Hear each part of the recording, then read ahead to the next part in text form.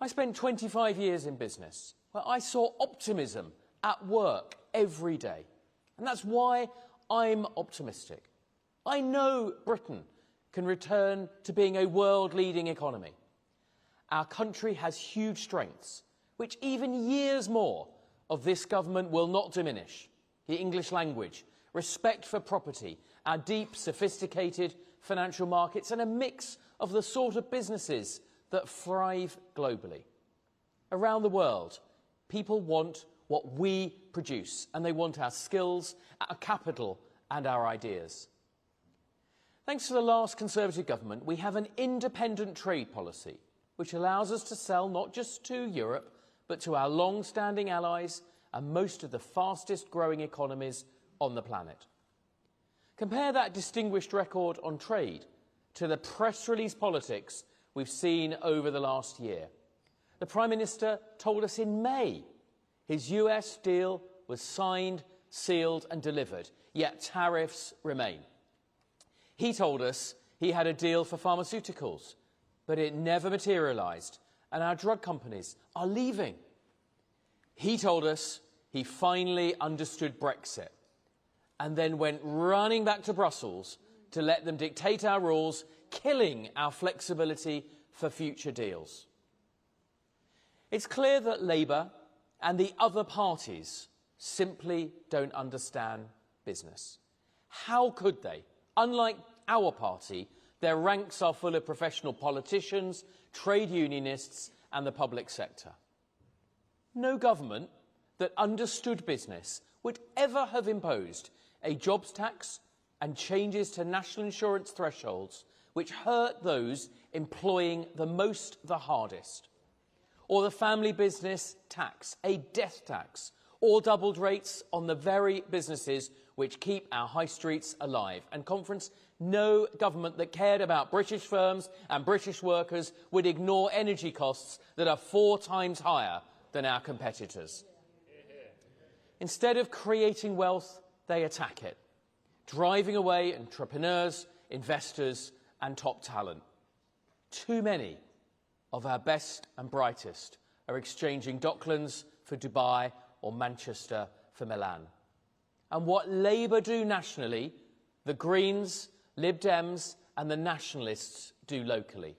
Hostile planning policies, frustrating businesses trying to expand, blocking new infrastructure and suffocating firms with traffic congestion, parking restrictions and red tape. The next government will fix this and more, just as after the failed consensus of the 70s, Britain picked itself up, restoring our pride and our growth. But the process of change requires being honest about where we start. We're no longer the rich country many think we are. For too long, we've been slipping down the international rankings in GDP per capita, competitiveness and inward investment. Under Labour, Britain is competing in the veterans' race, comparing ourselves to the other slow-growing G7, when the real competition are those younger, fitter economies who are overtaking us. We Conservatives know that it is only the private sector that creates growth, not government. There were moments in office when we strayed far from that truth. More regulations, raising taxes, the state as nanny, indulging the idea that government is the solution, when we know very often it's the problem. But the Conservative Party is under new management, and at the heart of our strategy is an approach that's proud to champion wealth creators and risk takers, creating a new generation of entrepreneurs and backing our businesses. I'm announcing clear policies today which start that work. In our very first budget, we will repeal the family business tax, which punishes success and disincentivises growth. We will build a tax system which values those who take a risk and helps the very smallest businesses. And the next Conservative government will actively reverse the job-destroying measures in Labour's Unemployment Rights Bill, a bill which allows strikes to be called even if just a tiny fraction of the workforce vote. A bill which will destroy job opportunities for young people while topping up Labour's political fund without workers ever being given the choice. And the opposition to this terrible bill in Parliament has been led by your shadow Conservative business team, David Hart and Andrew Sharp in the House of Lords, my shadow ministers Harriet Baldwin, Gareth Davis and my PPS Ali Griffiths in the Commons. Not by any other party, but by the Conservative Party.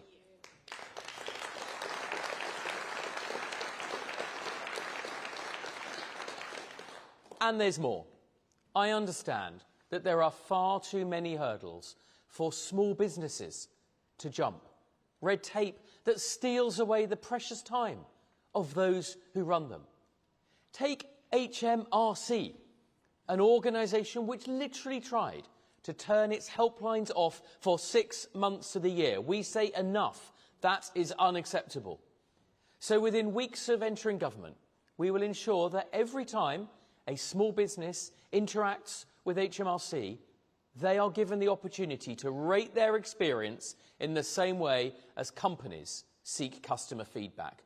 No more hanging on the phone for an hour with no one held accountable. No one loves paying their taxes, but the taxman needs to respect those whose hard work and enterprise pays their salaries.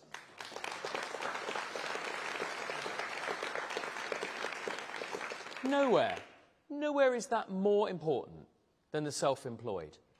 They're risk-takers striking out on their own, often with nothing more than a laptop and a belief they can make it work. That's why we commit today to doing better for the self-employed. And that includes looking again at how to reform IR35. Because if Britain is to have ladders of opportunity, then the self-employed need to be able to climb them. Similarly, opening a bank account today is so hard. It's a miracle anyone starts a business at all. It can take weeks or months to do what other countries do in minutes. It shows just how far our regulators have lost the plot, and it's a brake on growth we cannot afford. So we will transform a process which makes banks treat you as innocent, as guilty, until proven innocent. From the tone at the top of the regulators to repealing EU-era rules, we have a clear plan, and we will fix this.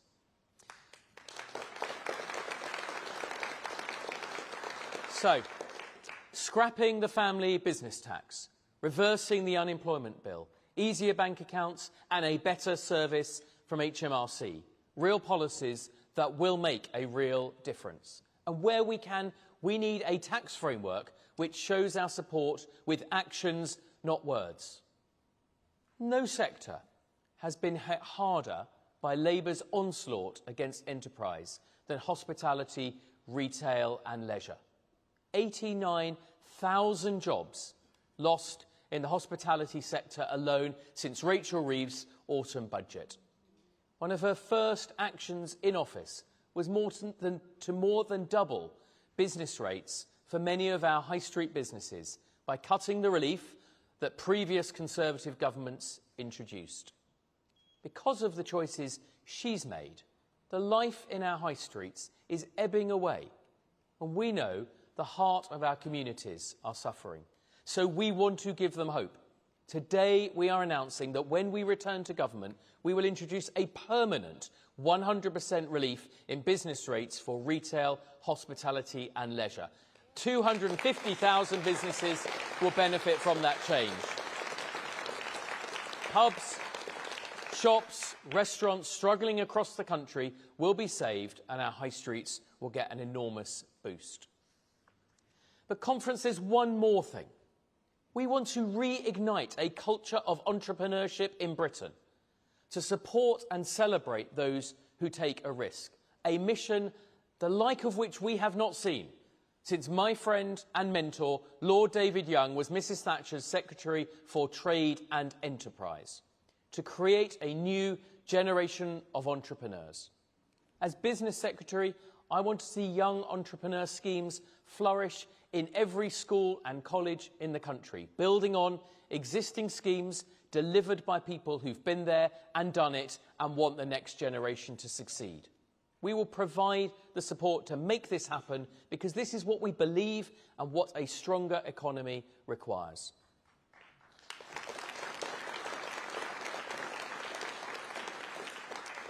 So, conference, let me be clear. The Conservative Party as the party of enterprise, the party of the entrepreneur, the party of business, on the side of the pub landlord, the restaurateur, the small business owner, the self-employed and the family business, those who work for themselves and give work to others, the builders, not the blockers, those that make, not those that take. That's who we support, that's who we believe in, that's who our government will serve. Nations that seize opportunities rise. We will seize the opportunity and gather, we will make the Britain's economy strong again. Thank you.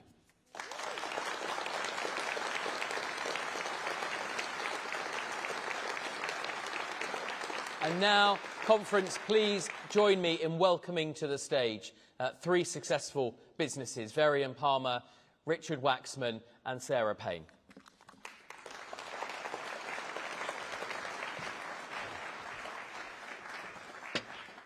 Thank you, Varian. Richard. Welcome, and thank you for being successful businesses and successful enterprises that help our economy. Varian, it's been a difficult time. You run a successful hotel with your family, a successful hotel business in the southwest. By definition, employing lots of people, giving them a chance. How are you finding things? We've had a successful summer in terms of top-line business, but the weather's been great. On a less good weather summer, it's not so great, and no one can forecast that. The challenge we've had, though, is the significant rise in the NIC bill. We employ a lot of young people, and the additional cost to us has been just over £250,000, which, what's so sad... Just from that change? Just from that one change. And what's so sad is that we employ so many young people and develop so many training programs that money has pretty much had to come out of that to go and pay the additional NI charges. It's a real shame because hospitality is a profession, a sector, where you need no qualifications and you can rise so fast. And if those NIC's contributions could be just reduced, maybe for those under 25, for those who are returning from welfare, just think what it could change in the UK. All political parties are talking about getting people back into work. We are one of the sectors that could, when immediate change could have such a profound impact on what we could do for young people. And it would happen straight away, just very quickly. As the reverse happens. We're a speedy industry that we can change. Richard, closer to home, a Yorkshireman. Some good common Yorkshire sense about what the government's doing and what we should be doing? Yeah, of course, Yorkshiremen have a reputation of speaking their minds, so that's one thing. Today I think is perhaps for a lot of people in business some of the most depressing times, not only for all the tax rises that we've had, but everybody fears for what will come. And we're a distribution company. We do sell fibre throughout the world, synthetic fibre for flame retardant garments, but more in terms of the UK, we sell ceramic tiles and also renewable energy. Obviously, it's really important that there is growth, and this government has talked about growth constantly before they came into power, and lower taxes, and as we know, there have been so many lies and pretty depressing for the current state of the business. However, as a company, we are positive. I have to say that the Secretary of State, Shadow Secretary of State for Energy this morning talked about renewable energy Perhaps I agree. I certainly agree with some of what she said, but some of it perhaps I have slightly different views. Solar energy, I'm not talking now about for farms, but certainly for houses, factories, churches, schools, is here, it's cheap, it's efficient. I have nothing against nuclear energy, but nuclear energy is a great thought process, and Rolls-Royce may well do well in the future, hopefully so. Fantastic potential. But we all know it takes years and years. We know it's not only takes years, it's usually double over budget. So solar, even if you're against solar farms, I think solar for houses and domestic and industrial use is here now. And I think the Conservative Party just have to be aware that a lot of young people are really keen on renewable energy, and I think perhaps separating that from wind farms and other things, I think they need to just review that. Well, certainly cheap energy is a key challenge for us, and we can't, as I said in my speech, we can't compete if our energy costs are just enduringly higher than some of our competitors. Sarah, you're, if I may, at the other end, you're a micro-entrepreneur, a serial entrepreneur as well. Take your mind back to some of the challenges I talked about if we're trying to create a generation of entrepreneurs, the barriers faced when you started businesses. Yeah, absolutely. So I've recently started a business this year, Cocoa Sisters, but it's not my first rodeo. But if it was my first rodeo, I think I would really struggle. Accessing finance is difficult with the UK startup loans, which is a great scheme, but it falls flat. It's not very accessible. The people running it don't really understand business. And really, generally, we just need a stable environment to operate in, and we're not getting that at the moment. At the moment, you know, sort of Rachel Reeves is throwing policy ideas up in the air and just seeing how people react. She's pushed the budget out as far as it can go. This, you know, this all creates instability, it dampens demand, and ultimately the cost is borne by the consumer. You were talking about that very end just a minute ago, about people's concerns, and you're already seeing that in people's willingness to spend or book a mini break at your lovely hotel. Well, yes, so at the Headland we see when a general election is approaching or when a budget is approaching, people just stop booking. Everyone gets so nervous, and so all the uncertainty and the, I would say, the flip-flopping of ideas out into the media currently is so harmful to the prospective spend of guests, and I imagine that's not just hospitality. I imagine that is other sort of other sectors as well. And you're a multi-generational business as well. So fifth-generation hotelier. Wow. in Newquay, and yes, my parents started the Headland 46 years ago. Yeah. So yes, family tax is family business death tax not good either. Not great for us, no. No, I mean the great thing about business, Richard, is just how irrepressible, how business is pragmatic, seeks to solve problems. But it feels like there's a lot coming at you at the moment.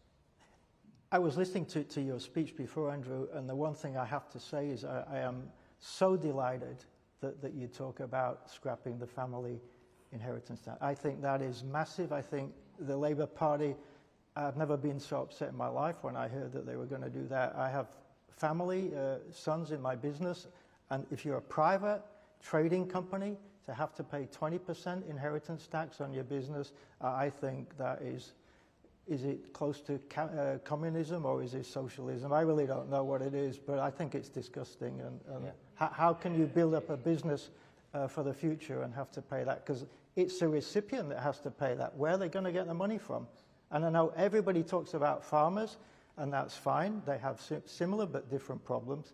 But nobody really talked about family businesses. So actually what you've said, Andrew, I am really delighted. So that's a massive thing. Yeah.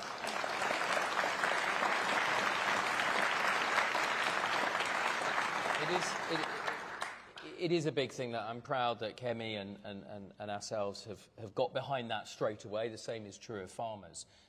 Charlie Munger, Warren Buffett's sidekick, very successful investor, said, show me the incentives and I'll show you the outcome. And one of the big things we see in this government is they just don't understand what it takes to make people tick, to take that chance. Sarah, you're taking that chance again. Yeah. And you know, fantastic for you for doing so.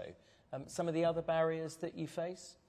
Well, you know, the hike in business rates has been problematic for us. You know, it gives us no additional benefit at all. There's nothing to go with it. The changes in employment and national insurance and minimum wage, I don't think the government understand that people peg their salaries against the minimum wage. So if the minimum wage goes up, everyone's wages go up. And, you know, again, that hits the consumer at the end of the day.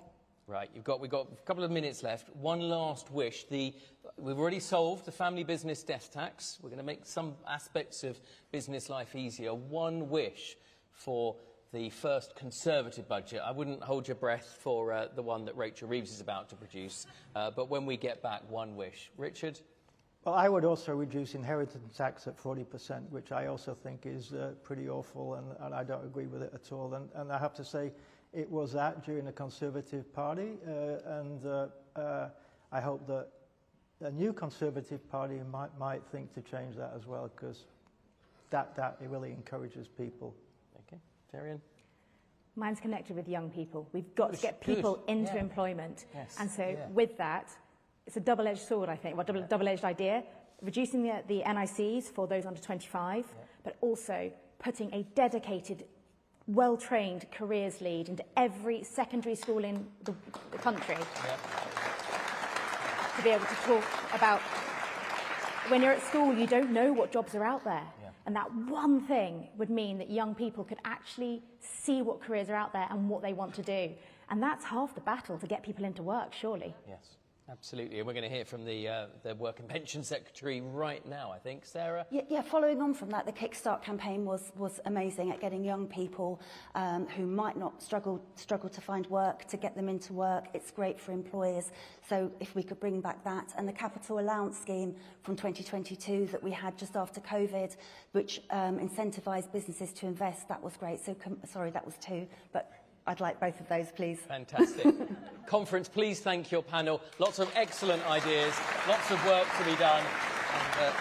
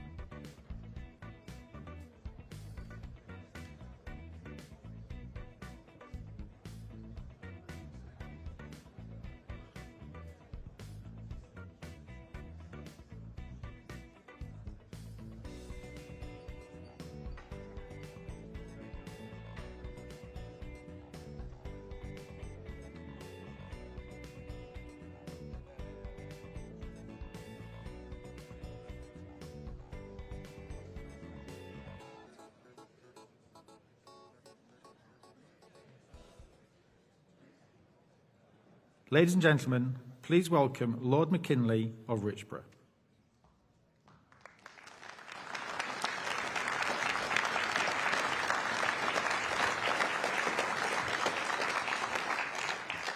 Well, Conference, I knew this Labour government would cost an arm and a leg, but I didn't think it'd be this bad.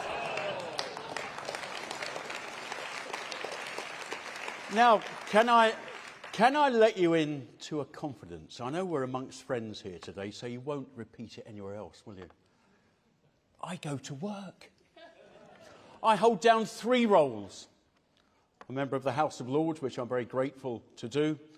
I play an active role there. I am also the director of a charity, and as a chartered accountant, chartered tax advisor, I'm still in practice doing that as well, and a bit of writing.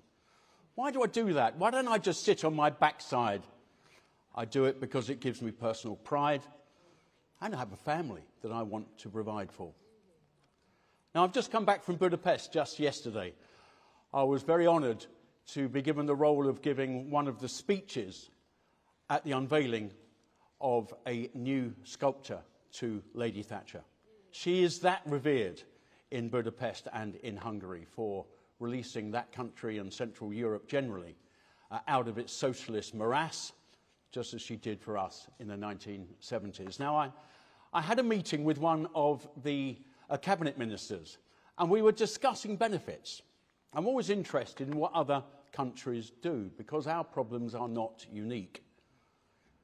Now, they've implemented a form of, we'd call it, workfare. People get benefits for 3 months, and then they have to either not get benefits anymore, or they have to turn up for civic work duties. And I noticed this some years ago. My wife is Hungarian, and the towns and cities were looking quite beautified. And I wondered why. My wife said, well, see all those people at the council offices, they're here to do some work for the day, to get their benefits. And lo and behold, their benefit rate, or the people who were claiming benefits, went down from 5% to 1%, because they managed to find some jobs. It's really not that hard. Hungary does some quite interesting things. We're also discussing their amount of refugees that they have. We had 103,000 applications last year, Spain 140,000, Hungary 25. Well, well, well. But we have serious problems with our benefit system. It's not just an economic problem, and the economic problem is really, really serious, as we have a country that is almost verging on bankruptcy. What could we achieve if we weren't spending nearly, well, the estimate is nearly 100 billion by the end of this Parliament on disability and just not fit for work type of benefits? What could we do with that money? What could be the lower tax rate? What could we be doing in terms of the defence spending that we need? And what would those people in work be actually creating for our economy? So it's not just an economic problem. It's also a real problem of people. How can we be satisfied that we have so many millions of people literally doing very little, and then we wonder why we have mental health problems? So this is a people problem. It's not just an economic one. I don't think it's kind to keep people on benefits. I think it's more of a cruelty. And that is the foundation of conservatism, that our benefit system should be the safety net, the leg up when people are finding themselves in a tough place and getting them back into work. This shouldn't be anything strange or odd. This should be the norm. This is what the Conservative Party should be promoting. This is a return to the conservative values that Lady Thatcher left us the inheritance of, and what we must return to. Thank you, Conference.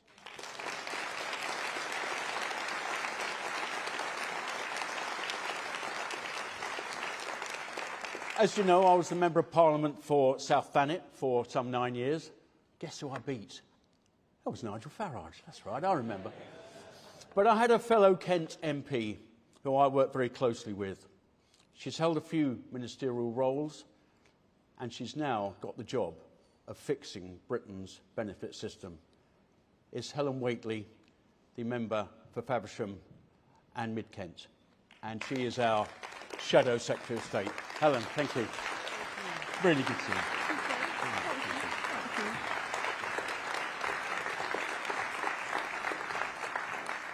Good afternoon, Conference. Craig is an extraordinary inspiration. I remember back in 2015, he turned up in an ancient Land Rover to campaign with me in a housing estate in Maidstone. Back then, Craig had a no-nonsense, pull-your-socks-up attitude. He's been through a lot since then, and he still has it. I asked Craig to kick off this session, not only because I knew he would do a great job, but because his attitude is what the whole country needs. Everyone goes through hard times.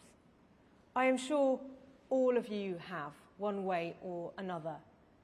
And I bet you have always done your best to find your own way through.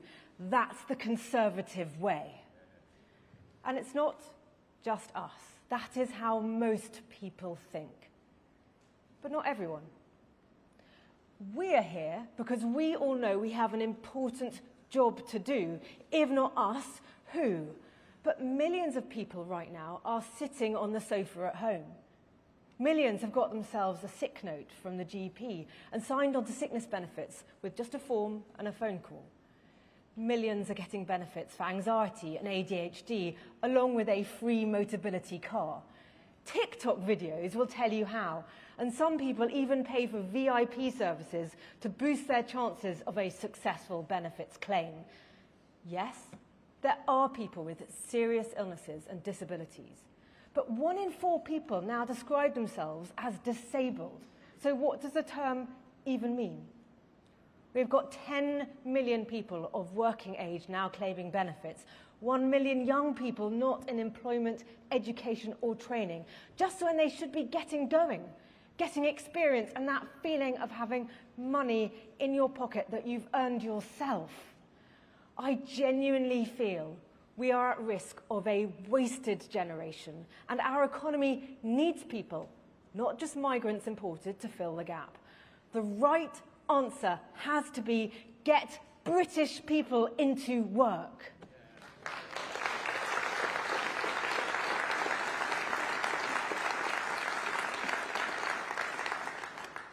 Last week, I went to Teesside and I visited a great British family business, Pickering's Lifts. They install lifts all around the country, and they have a great apprenticeship scheme. There are 5,000 people unemployed there in Stockton-on-Tees, and right on their doorstep is an estate which was in the infamous Benefit Street documentary. We were talking about the job situation, and the MD of Pickering said, actually, we've got lots of vacancies. It's really hard to get people to do these jobs and stick at them. And I'm sitting there thinking, what on earth? People tell me the problem is that all the jobs now are in social care or in the gig economy or need skills people don't have. But here you have exactly the sort of jobs people say they want, along with training, a decent salary and good career prospects. So what are people doing instead of working at Pickering's? The problem is you can get £5,000 more a year on sickness benefits than as a minimum wage worker. So no surprise, that's what many people are choosing, and it's wrong. Our welfare system should be a safety net, not a lifestyle choice.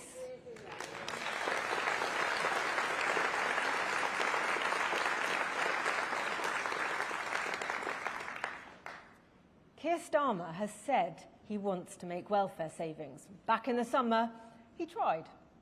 But he failed so catastrophically that instead of saving money, he ended up forking out £300 million extra of your money to get his backbenchers to vote for his bill. That is what a weak leader looks like, Keir cowering in fear from his left-wing backbenchers. In a few weeks' time, Rachel Reeves will be putting up our taxes again. We will all be paying more because Labour MPs would rather hike your taxes than get a grip of the welfare system. So would the Lib Dems, the Greens, the SNP, Plaid and even Reform. All of them want the government to spend billions more on welfare. 3.5 billion more just to end the two-child benefit cap. Where will they find that money? And it's not fair. People in work make tough decisions about whether they can afford to even start a family, and they don't get paid more if they have an extra child. Believe me, I am all for encouraging people to have kids, but people on benefits should face the same decisions as the rest of us. It's about taking responsibility for the choices you make.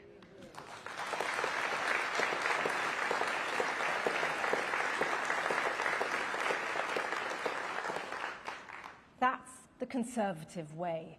Labour doesn't get it. Nigel doesn't get it either.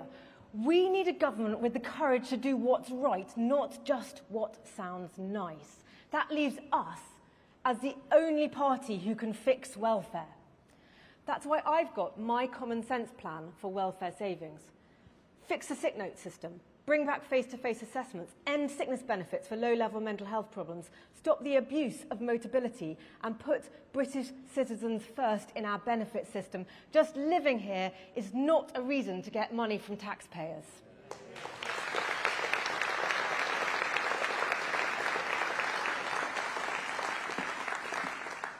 That's not all. We will change our sickness benefit system so it helps those who really need help and stops turning people into victims. We will make the benefits cap do what it should so that families on benefits aren't better off than those in work, and we'll tackle a massive hike in housing benefit. All that gives you billions of savings off the benefits bill. Savings that can help us balance the country's books and money to help people into work. Because this isn't just about savings, it's about turning people's lives around. And for us to succeed as a country, we need everyone to put their shoulder to the wheel.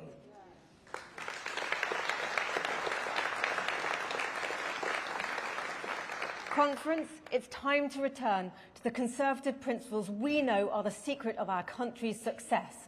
Personal responsibility, aspiration, fairness, real compassion, living within our means. Labour have only one playbook: handouts and higher taxes. Reform, in the words of their newest MP, will spend like drunken sailors. The job of fixing welfare falls to us, all of us. I have a plan, but there's more to do. The hard yards, the hard thinking, the tough decisions to turn this country around from stagnation to growth, from envy to aspiration, and from despondency to hope. Thank you, Conference.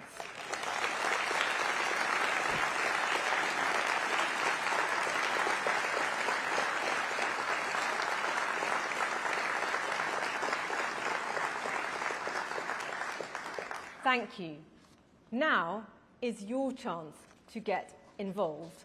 I want to hear your views. We should see in a moment on the screen, there we go, a QR code. Can I ask you to scan that with your phone? While you're doing that, I'm going to introduce my special guests. First, I'd like to welcome back to the stage my former colleague in the Commons, now much more grandly the other end of Parliament, Lord Craig McKinley.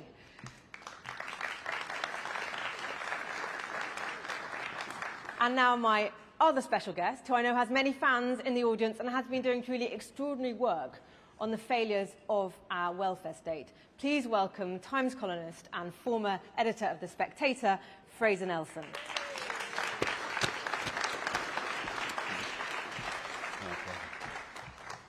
Craig and Fraser, thank you so much for joining us at Conference. Now, to kick off our discussion, I'm turning back to you, the audience. And I'm going to start by asking you a question to then answer on the thing on your phones when you've done the QR code. So the question I'm going to ask you is, when reforming the welfare system, what should the priority be? And you'll have about 30 seconds or so to pick your top priority from the list of living within our means, making work pay, supporting sick and disabled people, ending the waste of talent and lives, or filling job vacancies with British workers. While you're doing that, I'm going to kick off with a question to Fraser. Fraser, you have built up a treasure trove of data and written many articles about welfare, as well as your excellent recent documentary. So can I ask you why you've chosen to focus on welfare as a topic? Well, I mean, journalistically, I think it is the most important underreported story of our times. All journalists want to try to find out what's really going on and shine a light where there is darkness. And during the 90s, the DWP opened its database to the public. That was really, I've always been interested in what's now called data journalism. And then I was just astonished at what you were able to see. It's like almost being given access to the government vaults. So at the time when Tony Blair was talking about full employment, you could go in there and discover, to my shock, but there was just over 5 million people on out-of-work benefits. Almost half of them were on sickness benefits. Very different of a narrative we were being given. So then it was possible to write stories saying, look at this figure. And it was shocking. People were genuinely shocked because they didn't really know. They started to believe this full employment chat.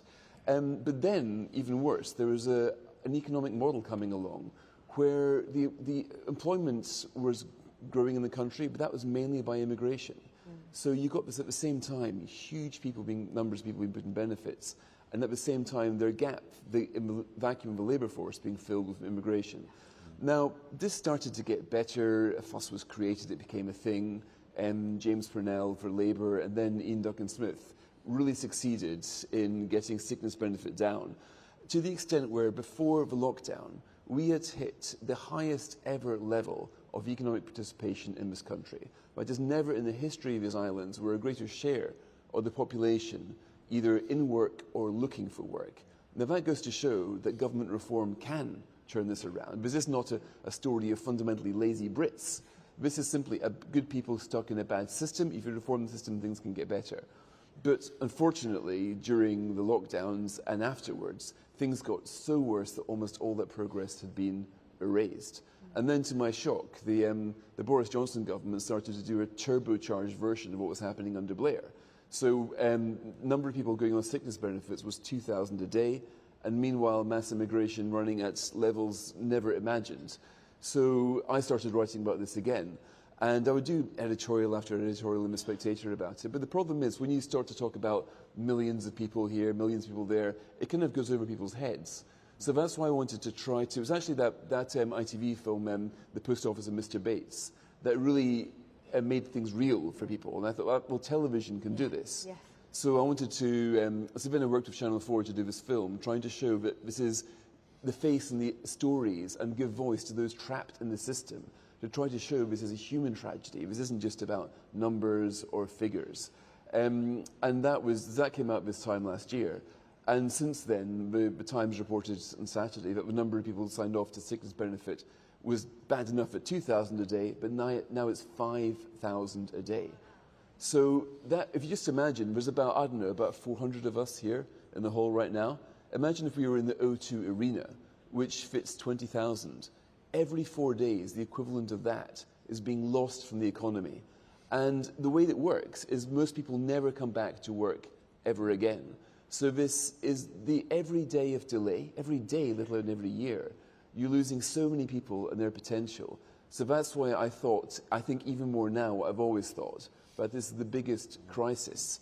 And Labour weren't really flagging it up in opposition, and that should really been a signal to me, but they might not be very keen to do it in government either.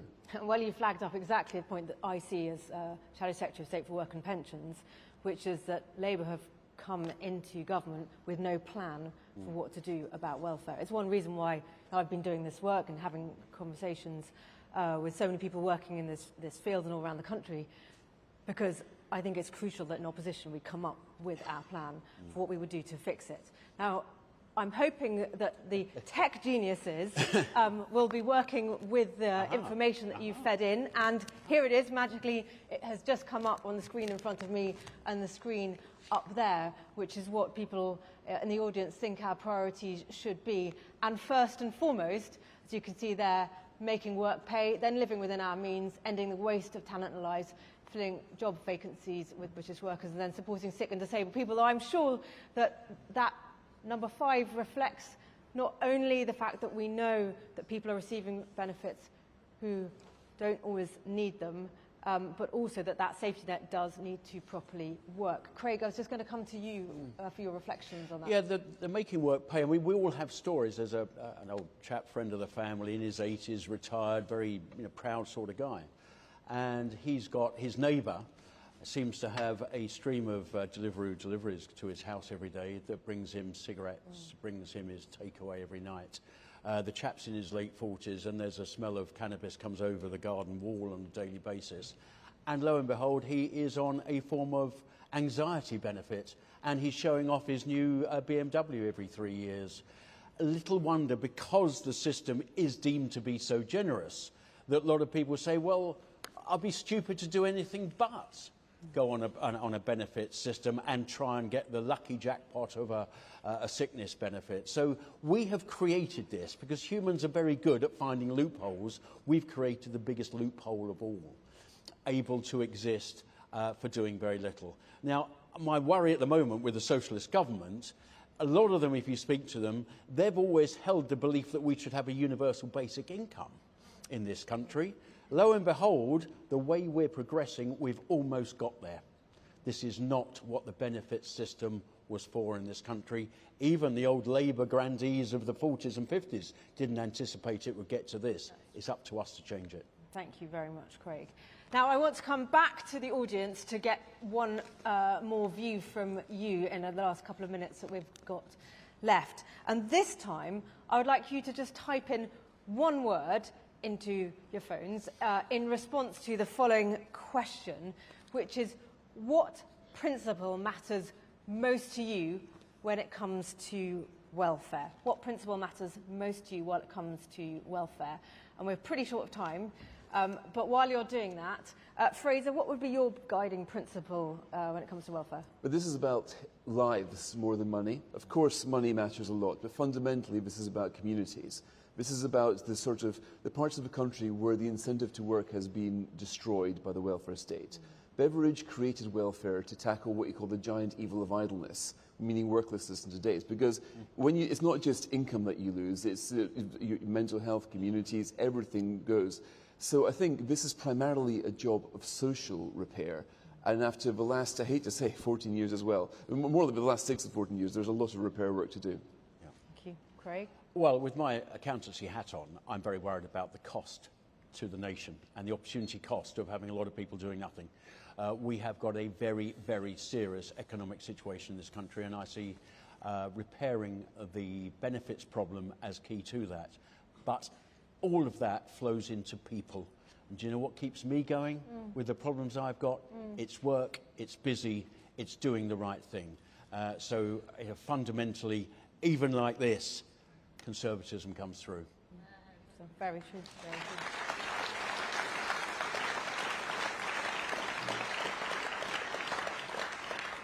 I'm giving a moment for the tech geniuses to see if they can serve up a word cloud. There we go.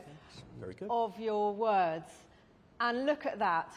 And you know what? I was thinking what you might come up with, and I didn't know.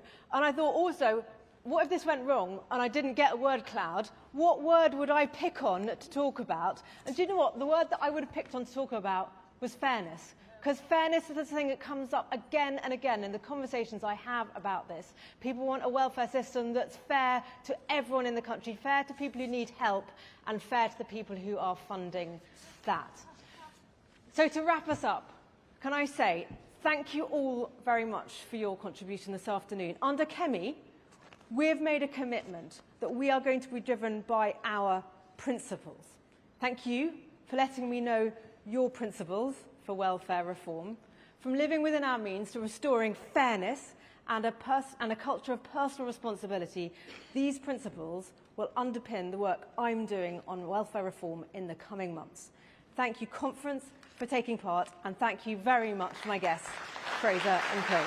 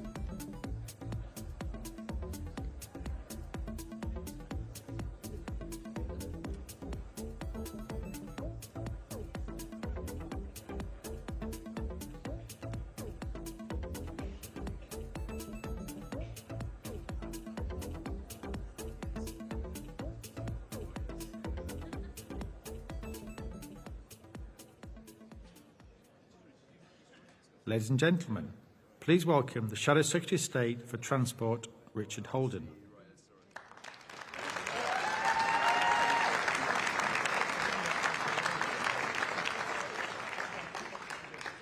Well, conference, before I start, actually, I was just seeing Craig backstage.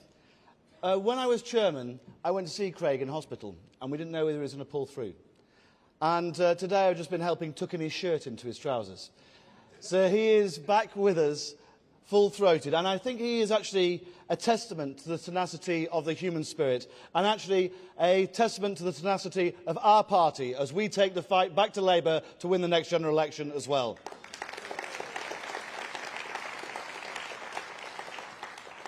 Conference, it's great to be back with you here in Manchester, the big city for me growing up down the road. But as some of you know, I've travelled around a little bit myself. A Lancashire lad, university in London, won North West Durham unexpectedly. Great to see some of you guys here. Basildon and Billericay now, just by 20 votes. And it is great to be back in transport too. Coming back to Manchester, I'm reminded of visiting here as Roads and Buses Minister, when I came up to sign off a big £1 billion 5-year plan to create the B network for this great city. Although it was, surprise, surprise, Andy Burnham who grabbed the headlines that day. But I'm not the only politician who's found themselves fighting Andy Burnham for column inches in recent days, as Labour's current leader knows all too well. Now, looking at Labour in government, it's easy to attack their competence or lack thereof. Massive pay rises for their union paymasters, yet strikes across the board, from rail to tube. Strikes here in Greater Manchester and on the buses in towns and cities across the Midlands and the north of England. And we've seen Labour's abandonment of our popular get around for £2 bus fare. We've also seen them sideline major road schemes like the A303, with hundreds of millions of pounds wasted in the process. We've seen them sideline new laws too, that Labour said they'd back to reduce the misery of roadworks.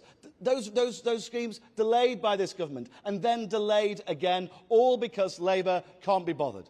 It's not just that Labour doesn't care about our road networks or the drivers who use them.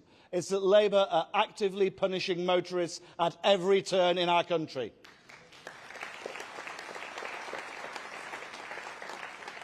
And most damningly, the Transport Secretary, in her speech at Labour's conference, didn't even mention the freight sector. Didn't mention them. Not one mention of the lorries, shipping, rail freight, commercial vehicles, vans, road haulage that are the backbone of our country. Not once, despite giving her speech almost 200 years to the day that Britain led the world with the first public freight railway opened, the Stockton to Darlington Railway. How typically Labour, ignoring British business, ignorant of Britain's history.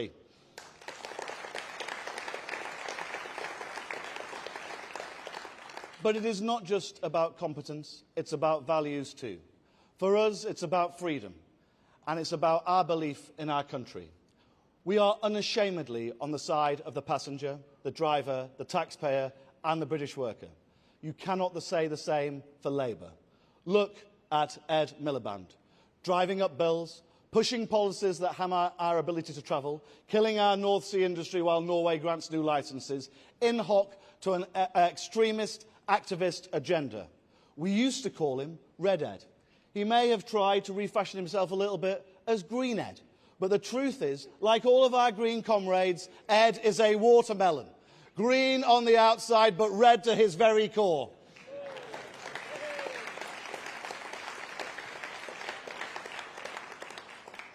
And no one in Labour is standing up for transport. Ministers have come and gone. Most recently, we've had one sacked and then reappointed 9 days later. Before that, we had a Transport Secretary sacked for being a convicted fraudster. Her replacement caused a by-election so she could, I kid you not, jump ship to work for Sadiq Khan in London.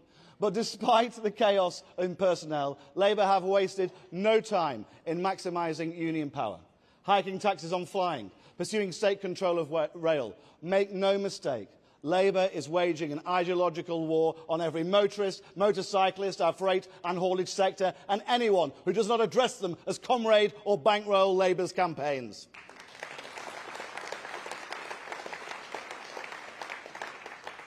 Our Conservative approach, rooted in our most cherished of values, freedom, is fundamentally different.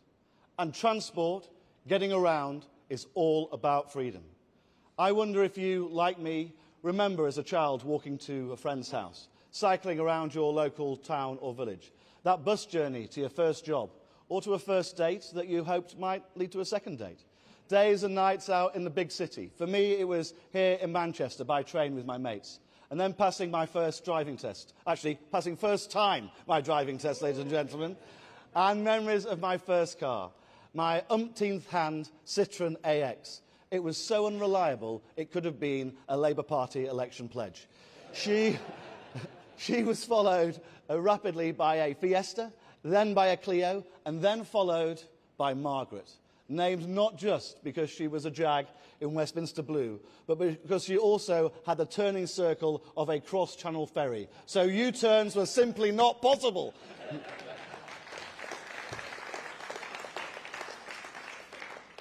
I don't know who writes these jokes. When it comes to transport, Conservatives are on the side of freedom. Freedom to go about your business in a pleasant and safe environment and travel how you want. That has to be what we're aiming for as Conservatives every single step of the way. Pragmatic, practical solutions to make life easier every day. Not more red tape, more taxes, more rules and regulations. Our approach is centred around motorists, passengers and taxpayers, and against those more interested in restricting freedoms and stopping new infrastructure. We Conservatives must champion freedom at every turn by keeping taxes down and removing the blocks to new infrastructure. And our battle has two big fronts. Firstly, we are staring down the barrel of a stealth tax bonanza on freedom at the budget.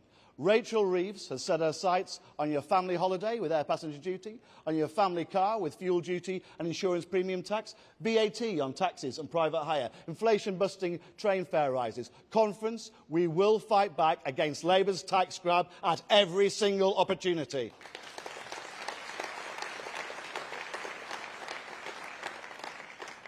And alongside fighting Labour's transport tax grabs, we're also putting in the long-term policy work with our team. We've got some fantastic guys down here at the front, and my lords, and also Greg and Jerome. Thank you very much for all the work you do. We are no longer going to pursue a self-flagellating, self-destructive, industry-destroying net zero by 2050 as a policy objective. And we are dead set against Labour's 2030 ban on selling new petrol and diesel cars.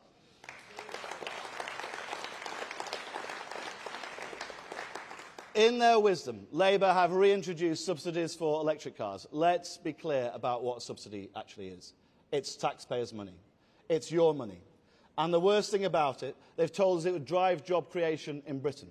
But the truth is that aside from a couple of small-run van-based models that qualify for the lowest level of support, every single car the government is giving a grant to buy is produced abroad.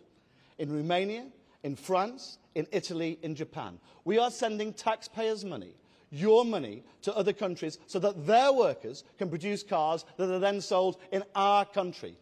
Conference, Conservatives in Parliament voted against it, and when we get back into government, for the sake of the country, we must, Conference, we will stop it.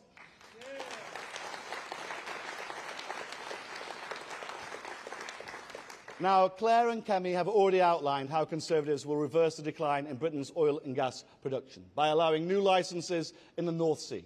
Over the next few days, weeks and months, you'll hear much, much more from us about motor manufacturing and other industrial sectors too.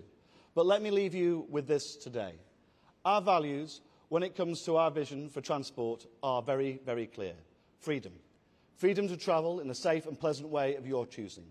And as Conservatives, we will lead the fight against Labour's big tax and big government approach that is killing jobs and opportunities in our country. Thank you very much, Conference.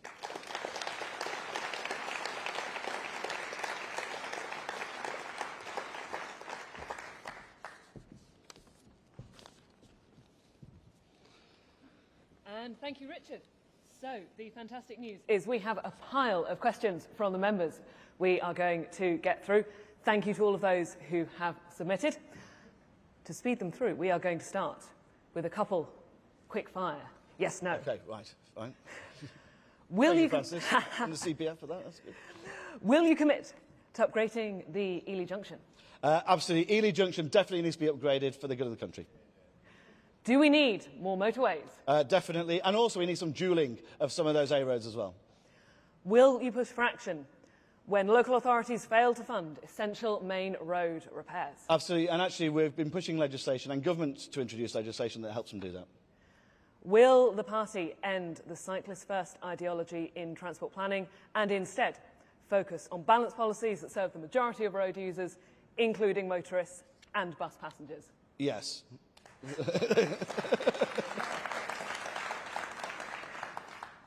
And our first longer question is from Peter, writing in from the Vale of Glamorgan.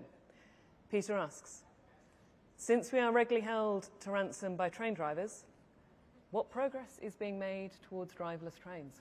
Well, actually, on a lot of our train network, we already have driverless trains, right? You go down to London, you go on a DLR, they're driverless. Actually, a lot of them are actually, they drive themselves. The drivers are there to open and close the doors and that sort of thing. And actually, the big push that we had under Conservative mayors of London, for example, for the driverless tube, was actually stopped by the current Transport Secretary when she was working for Sadiq Khan back in 2022. Yes, absolutely. You know, we've got to adopt modern technologies. We've got to push for driverless trains. It's the way of the future. We've got AI changing the way we do accounting, never mind driving trains, right? You know, this is absolutely essential that we move there as quickly as possible. We might need a timed response on this next question, which comes from James.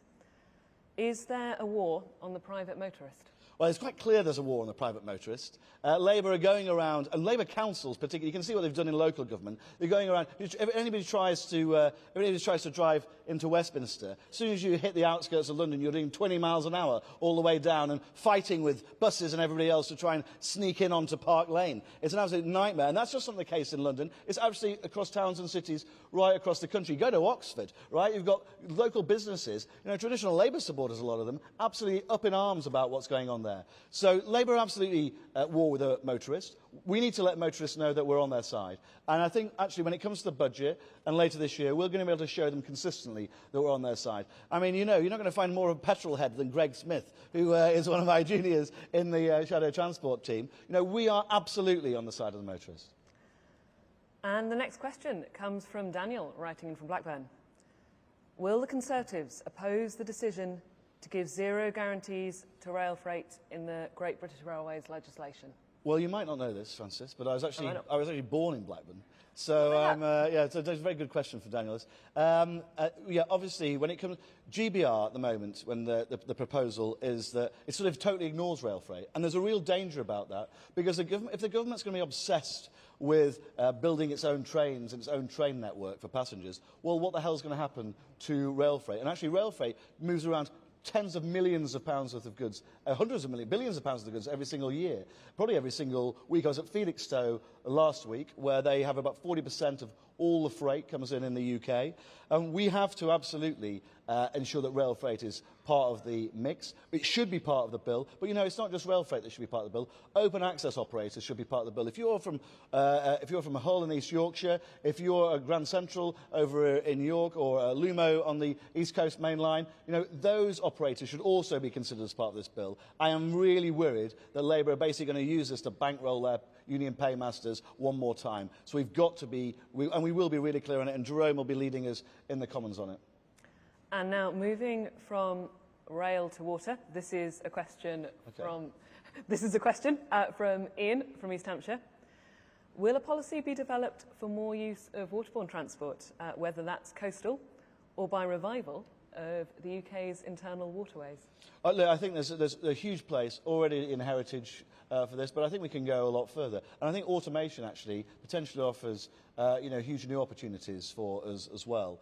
In terms of large barges with maybe bulk stuff on them, tootling up and down. You don't need them to be manned in the same way. We're already seeing this actually in some parts of the country already. I think this is absolutely the way forwards, and we should just do a lot more of it. Driverless barges? Why not driverless barges? We need driverless trains. Let's get some driverless barges as well.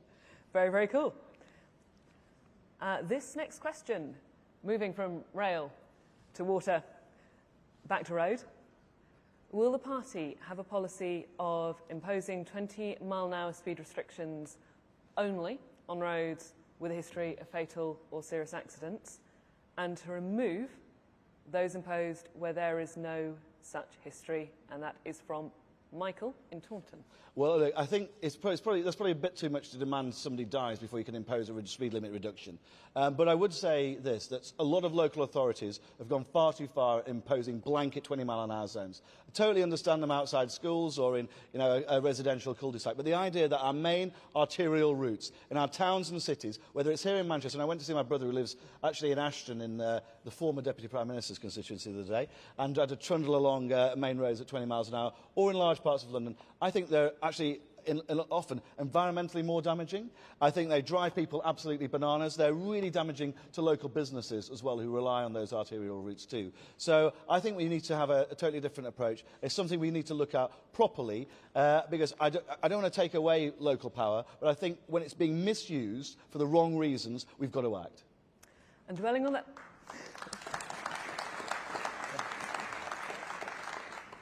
And dwelling on that point a little there, because there are some questions in there. And the great thing, as I think you would say, about this stage of the renewal programme and policy formation is now's the time to ask questions. Now's the time for ideas. The next question comes from Sheffield, and the next question comes from Paul in Sheffield. And Paul is asking, moving, rail, water, road, and now bus. Okay. Transport is so underfunded these days. Many buses don't even come anymore. I think we've all had that experience at one point or another. So how could a Conservative government help buses to stay on schedule? Well, look, I was very proud when I was a Roads and Buses Minister of the Get Around for £2 bus scheme. It was something that I insisted on rolling out and was in our manifesto at the last general election. And one of the reasons I was most proud of it was because it helped actually the people, I mean, you were talking in the last panel, welfare panel, it helped the people who don't have all the resources in the world, maybe don't have a car for every adult in the household, but want to get out there and go to work and go to college. And it's a Labour government that stopped it. And it's one of the things which irritates me more than anything else about this Labour government. It talks the talk, but never walks the walk when it comes to really important things like that. When it comes to bus networks, they are absolutely vital for people. And we have seen some improvements in some parts of the country, but that's going to be right across the country. Buses need to be affordable and reliable. I think that starts with actually local people making more decisions about them. That's what we rolled out with our better partnerships plans for bus networks and enhanced partnership schemes. I'm not against franchising either. I think we need to look in that direction. I don't want to see every town actually owning and running its own buses, but ensuring that actually there's some proper local democratic oversight of those essential services is something I'm all in favour of. And that moves on to a question that comes up, I think, every time we do a policy workshop or a Q&A that has anyone from a rural community. This particular time the question is from Diane in the Wrekin, and it's about accessible rural transport. How can we improve it? When I was Roads and Buses Minister, I went to Nottingham. They had a great scheme under the Conservatives in Nottingham, which was basically a new dial-a-ride, which was all app-based and was really accessible. A lot cheaper than having a formal bus which was going round and round. Often, actually, people get really annoyed about this, carrying very few passengers because it's travelling at the wrong time of day or the wrong time for their needs. And they managed to, in terms of per passenger travel, I think reduce costs by around 8%. That's the sort of thing I want to see rolled out across the country. That's the sort of scheme for rural communities that the government should be helping support, not pulling funding from them and instead concentrating it in our towns and cities. And we're turning now to another question that comes up every time, not only when we discuss transport, but whenever we discuss housing. Just come from CPF housing discussion, and this question came up there. Again, this time it's from Alex from Spelthorne. Many members ask it. Do you agree we need a transport infrastructure revolution to tackle the housing crisis with new train lines and roads, high-speed connections across Britain? And if so, I think he's guessing your response a little bit there. If so, how can we ensure it's central to the Conservative aspirational agenda? Well, look, I was literally down, I don't know if any of you know, outside of Chelmsford. I was down at a place called Bewley Park a few days ago. They're literally, this month, about to open a brand new station, which was there and funded because of a massive housing scheme that went in around it. I think so often our infrastructure does not go along with these developments, and it drives people absolutely bananas when they are having housing, massive amounts of housing, dumped on them without either the infrastructure or the services to support them. I think Bewley Park is a really sensible model for the future. It's a way of ensuring you get proper local buy-in. And I think it's also one of those, but I think on a more fundamental level as well, actually we should be looking to build where we've already got really good transport infrastructure. One of the things we are poor at in this country is the densification of our cities. We've already got very good transport links in large parts of London, which is nowhere near as dense as other major cities around the world. And I really do think that we need to look at that again. It's something that I know Rob talked about when he was housing minister. It's something that our guys are talking about now. But I think that densification, where we've already got that existing network, is something that everybody can get on board with, rather than having to constantly build on greenfields in the green belt, as seems to be Labour's prerogative. Very, very sadly, I can see our timer ticking down, although there's so much more we could talk about. The good news is, I'm here from the Conservative Policy Forum.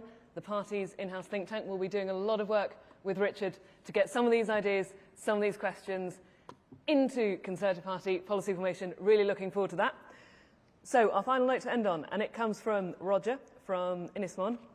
Will you commit to honouring the previous government's pledge to use HS2 savings to electrify and improve the North Wales coastal line rather than diverting this money elsewhere? Yeah, we should. When we said we were not going to do the full HS2 scheme, we said that money was going straight to local transport schemes and road schemes up and down the country. That's exactly where it should be. It should not be being used by Labour now, cannibalised for their own little pet projects around the country. Schemes like that are fundamentally important. But I'd say something else about Welsh transport as well. We have when I was Transport Minister, I had to try and deal with the Welsh Government, which was not easy. Labour for 27 years, right? They pushed back on any form of investment in new roads in Wales, whether that was down in the south of the major motorway network, or the Llanymynech changes in the centre of Wales, or actually improvements in North Wales too. Rail and road connections are absolutely essential in Wales, where actually economic productivity hasn't been as high as in the rest of the UK, and we need to actually deliver ahead of the next next elections in Wales, both local elections and the Senate elections next year. That message needs to come from Conservative politicians in Wales. It's only with the Tories that you will get proper growth and development in Wales. And that is a perfect note to end on. Very sadly, that's all we've got time for. But the good news is, this is part of the conversation. It will continue. Big thanks to the members. Big thanks to Richard Holden. Thank you very much. Cheers, guys.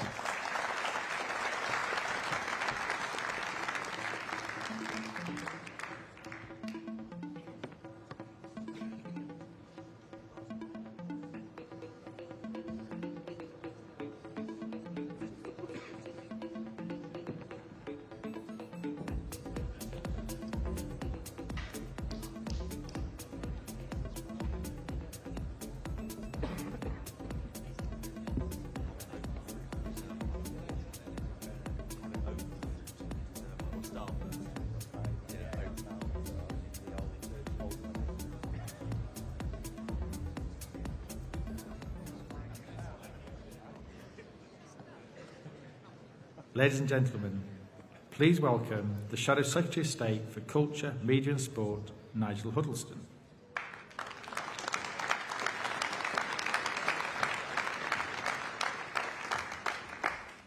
So, good afternoon, everybody. We've decided on a little song and dance routine as the Department for Fun before the James Cleverly Act comes on afterwards.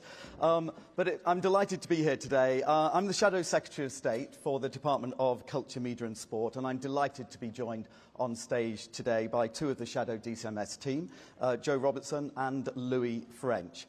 Now, DCMS is often called the Ministry of Fun, or the Ministry for the Sunday Supplements.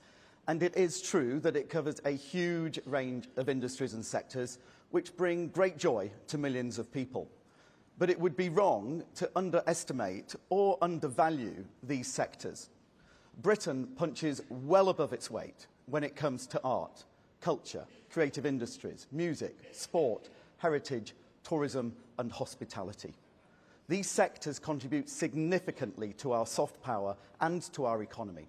They employ millions of people and generate billions of pounds of tax and export revenue every year. And when they do well, we all benefit. But when they struggle, as they did during the pandemic, UK society and the economy also suffers. So I am proud that we Conservatives supported them during the pandemic with initiatives such as the Culture Recovery Fund and the Sport Survival Package. And let's not forget that it was a Conservative government under John Major who was instrumental in making sure lottery funding was directed towards these vital sectors. And the Conservatives will continue to back and support these sectors, many of which feel under attack from Labour's national insurance increases, business rates changes and regulations that are burdening these vital parts of the economy. And I am sure we all welcome the announcement this morning by Mel Stride of the permanent business rates relief for the retail, hospitality and leisure sector. So we'll come to your contributions in a moment, but we've just got a short video to set the scene.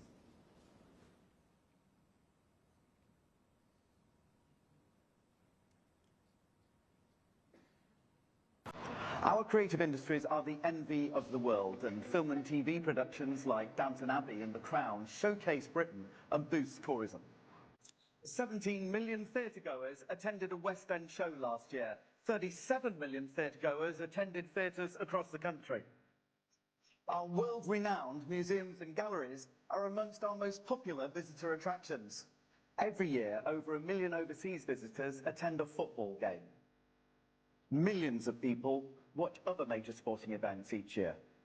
UK residents make over 100 million overnight domestic trips each year, staying in a wide range of accommodation, from converted stately homes to pubs, B&Bs, hostels, and of course, our much-loved caravan parks. Brits make over 1 billion day trips per year to our vibrant cities, beautiful countryside, amazing beaches and coastline, visitor attractions, and heritage sites. The Taylor Swift concerts at Wembley Stadium and other venues across the UK gave the UK economy a £1 billion boost. Every year, the UK hosts hundreds of world-class music concerts, festivals, and events. Tourism and hospitality is really important to the UK economy. It's £140 billion revenue. It's bigger than automotive, aerospace and pharmaceuticals put together. It employs 3.5 million people across the UK, jobs at all skill levels, all ages, all abilities. And crucially, it's a dynamic, vibrant, innovative sector that is relevant to every single constituency across the UK. Inbound tourism is the closest thing that an economy can get to free money. This is literally people coming from across the world to visit the UK, spending in our pubs, bars, restaurants and hotels because we have the best in the world. Foreign visitors spend more eating and drinking out in the UK than all of our food and drink exports put together. No more iconic sector that represents British life and culture than our UK pubs and breweries, who have for centuries been welcoming people in safe places, bringing communities together, the beating heart of the high street, and extending out into our towns and villages the country over, often providing their first job, and 1 in 4 people actually fall in love in their pub. But we can't take this all for granted. Since 2000, we have lost a quarter of our pubs, and if we want them to stay at the heart of our society and our culture, we need to back the Great British Pub. The British beer and pub sector contributes 34 billion to the economy and over 1.1 million jobs. And we want to keep doing that. So what do we need? Well, this government gave us 1 penny off a pint, and that was welcome. However, it added on £853 million worth of costs to our industry. The cost of doing business is just too high, and whilst the pub may seem busy, profitability is getting starker and starker every day. So we hope that we can work with you to get the right fiscal and regulatory environment for our pubs and our brewers to thrive. And when we thrive, the British nation thrives as well.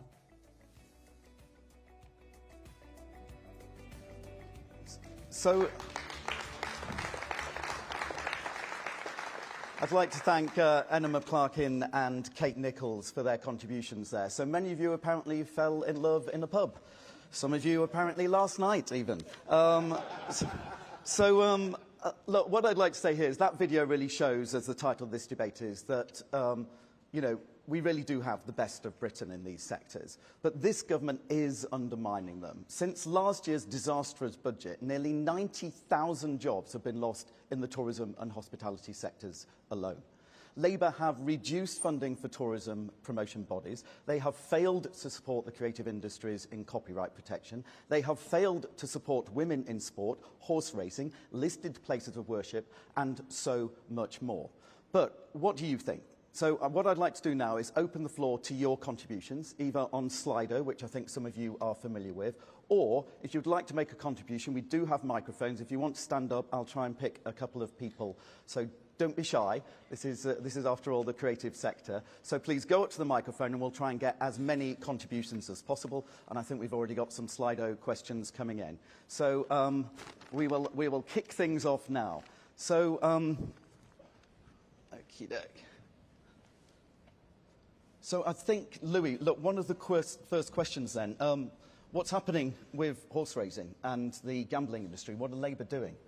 Well, it's disastrous, Nigel. So Rachel Reeves claims that she's never gambled. Well, she's very clearly gambling with lives and livelihoods right now in the horse racing and gambling sector. This is a sector that contributes over £4 billion of tax, contributes around £7 billion to GVA each year, and adds around 109,000 jobs in the UK economy, in towns including Wigan, in the Secretary of State's area where Tote are based. So this is a huge gamble that the Labour Party have undertook. They are not listening to the sector, and all it will do is continue to fuel the black market. So the Treasury believe that they can bank on this gambling tax, but all they're going to do is fuel the black market further and cost thousands of jobs across the industry. Right, OK. So I know there's a lot of racing fans in the audience. We're going to come straight away, and thank you for being brave, to your first question, comment or speech. Yeah. Good afternoon. In coastal communities like where I'm from, hospitality and tourism is the economy. The national insurance increases, combined with the minimum wage increases in April, has been devastating to tourism in places like where I'm from. What's the panel's views and what can we do to support tourism in those places? Excellent. Joe, why don't we come to you on that? Yeah, thank you very much for that question. I mean, tourism in this country is one of the most overtaxed tourism sectors across Europe compared to other countries. But what we've seen today is a fantastic announcement from Mel Stride earlier that there will be a 100% permanent business rates relief for the hospitality and leisure sector. That is one very, very significant thing a new Conservative government would do to support the sector. But you're absolutely right about those national insurance contributions as well, because for a lot of young people, especially in my area on the Isle of Wight, their first job is in tourism and hospitality, sometimes when they're still at school, and the government, through the last budget, have disincentivised employing young people. Bad for young people, bad for the local economy, and bad for tourism. Thank you very much. Next contribution. Thank you, sir. First, I'd like to say welcome back, Nigel. He was the best tourism minister we've ever had, and we'd like to get you back in office. Thank you. Can we sit down together with all of the hospitality associations to try and work out a kind of top 10 asks, like a manifesto for tourism? Tourism didn't come up at the other conferences some of us may have attended. Can we make sure we push forward on that, please? And thank you once again. Thank you so much indeed. And look, I think we value tourism as a vital economic contributor. And in terms of, well, actually, it won't be like a manifesto. It will be a manifesto, because the process of today and the process that I'll be going through with the team, working with industry to come up with ideas and proposals. That's the purpose of today's session. Many of you have already contributed as well to the policy renewal process. We'll be doing exactly that, because we recognise, unlike the other parties, quite what a vital contribution is made by tourism. I'll come over this side first of all. Sir. Yeah. Hello, Alistair Campbell's my name. Sorry, I had nothing to do with Tony Blair. I was doing somewhat better advertised. When my father was dying some 25 years ago, he asked, or suggested, in fact, I get involved with politics because I was retiring from business at the time. And that I did, and I've enjoyed it thoroughly, very much so. But my father also said things that come to mind recently. Don't trust the snake oil salesman and other expletives which I'll not go into. He basically had no respect for any politicians at all, and it's got worse since he died. Respect has to come back to politics, and you guys have to do it. We've got an opportunity now, so please let's see you do it. Thank you. Thank you for that point. And look, indeed, you know, we need to have a civilised debate in this country. And the responsibility of all of us as politicians, but also members, is to conduct ourselves with dignity. And then we'll get the British public on side. Now, you did just mention Mr. Blair there, so I'm going to have to take the advantage now of telling a joke that a friend told me the other day. So a Blairite, a Corbynite and a Brownite walked into a pub. And the landlord said, "Good afternoon, Mr. Burnham. We'll come over here now." Yeah. Okay. Good afternoon, Nigel and the panel members. My name's Ian Ward. I live in the Isle of Wight. In my youth, I live in a seaside town. In my youth, it was booming. It was the premier seaside town of the Isle of Wight. Over the years, that tourism has diminished. You know, people now go off to Spain and all that sort of stuff instead of coming to my town. I don't understand it. COVID was probably the death knell for it. So, and now we've got empty hotels, we've got empty shops, we've got empty pubs. And what do we see as the future? I don't know. What can the government do for us to try and put us, not back on track, but to recover some way or other? Thank you. Yeah, thank you. Look, I'll briefly comment here. What do you mean in your youth, sir? You know, everybody's still youthful here. So, you know, it's like, we appreciate... No. Oh, you know, from the, I was born in the Isle of Wight, so from the age of 4 till I left the Isle of Wight to go to London with my parents, which was about 14. That was my youth. But Excellent. you know, I'm an Still islander, still there, still visiting. Yeah.